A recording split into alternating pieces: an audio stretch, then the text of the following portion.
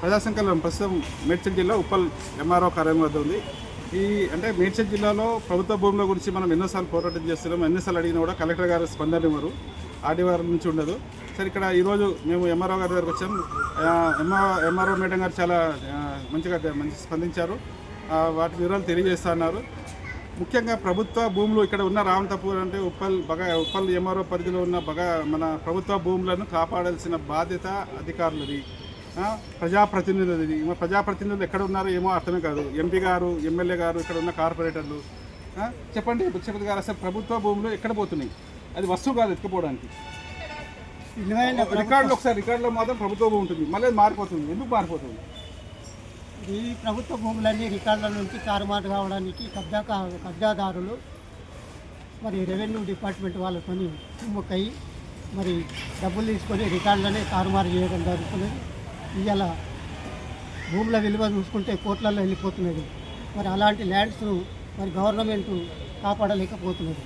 Government ఏమో స్టేట్మెంట్లు ఇస్తుంది, ప్రభుత్వ భూములను కాపాడండి, ప్రభుత్వ భూములను కాపాడిన వాళ్ళ పేర్లు మేము బయటికి చెప్పము అని. ఇప్పుడు మన పొంగులేటి శ్రీనివాస్ రెడ్డి గారు ఏమన్నారంటే జూన్ 14 నుంచి భూభారతి మొత్తము ఆన్లైన్ పెడుతున్నామన్నారు.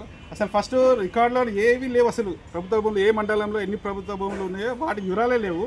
ఇక భూభారతి గురించి మాట్లాడుతున్నారు పొంగులేటి శ్రీనివాస్ రెడ్డి మంత్రి గారు. మరి దీనికి సమాధానం ఏముంటుంది? మరి ఏం లేదు, సమాధానం ఏం లేదు. వాళ్ళు చెప్పడం వరకే కానీ ఆచరణలో మాత్రం ఏం లేదు, శూన్యం ఉన్నది.